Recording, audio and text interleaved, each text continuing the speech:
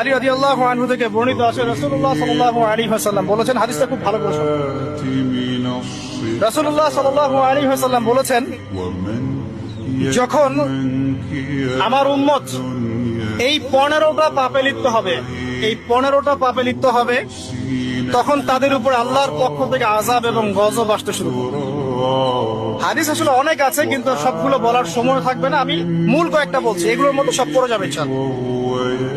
যখন আমার উম্মত এই 15টা কাজ করবে, তখন তাদের উপর আল্লাহর পক্ষ থেকে আযাব এবং গজব অবধারিত আসবে।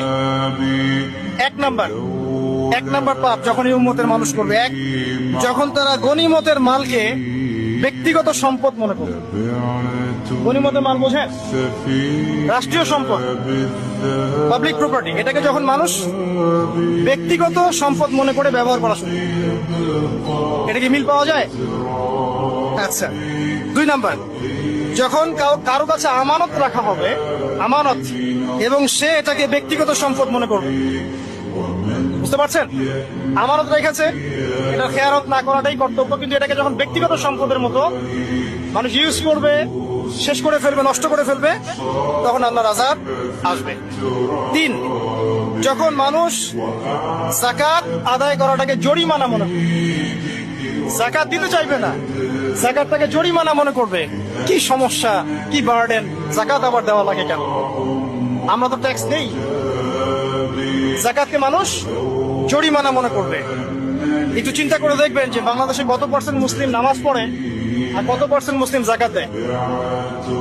শুধু যাকাতের টাকাগুলো যদি আমরা একত্রিত করতে পারতাম, বড় বড় মেগা প্রজেক্ট করা সম্ভব ছিল, অনেক বড় বড় প্রজেক্ট করা সম্ভব ছিল, অনলি যাকাতের টাকা দিয়ে। আর যাকাতের টাকা 1 বছরে শেষ হয়ে যায়, পরের বছর আবার ঘুরে আসবে।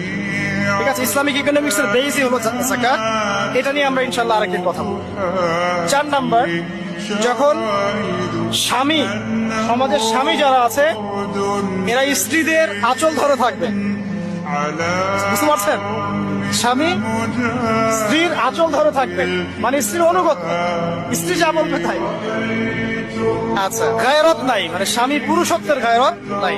5 নাম্বার, যখন সন্তান মায়ের অবাধ্য হয়ে স্ত্রীর খেদমত করা শুরু, যখন সন্তান মাকে দেখবে না, স্ত্রীকে দেখবে।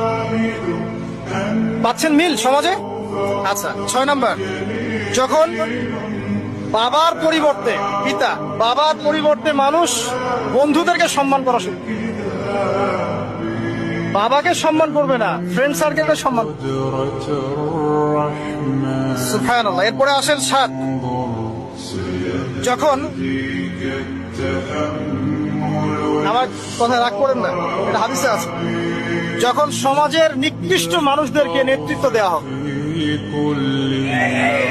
এটা হাদিসে আছে, সমাজের নিকৃষ্ট মানুষকে যখন নেতৃত্বের আসনে বসাবে মানুষ, তখন সমাজে আল্লাহর গজব আসবে। হাদিস তিরমিজি 2211 নম্বর।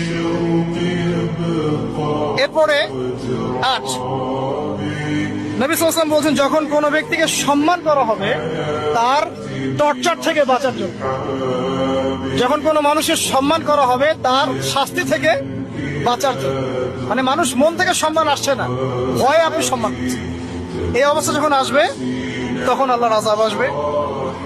তারপরে 9, যখন মসজিদের মধ্যে, দেখবেন অনেক মসজিদ আছে বাংলাদেশে, মসজিদের মধ্যে হট্টগোল বেড়ে যাবে, মসজিদের মধ্যে হট্টগোল বেড়ে যাবে, আর মসজিদগুলো হবে চাকচিক্যময়, হেদায়েত উঠে যাবে।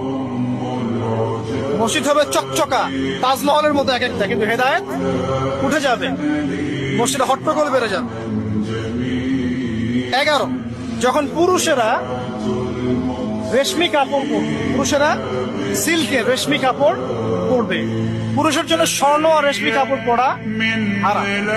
এখন পুরুষের অনেকে স্বর্ণ পরে, রেশমি কাপড় পরে, এটা মহিলাদের জন্য জায়েজ। এরপরে 12, যখন প্রকাশ্যে মদ্যপান করা হবে।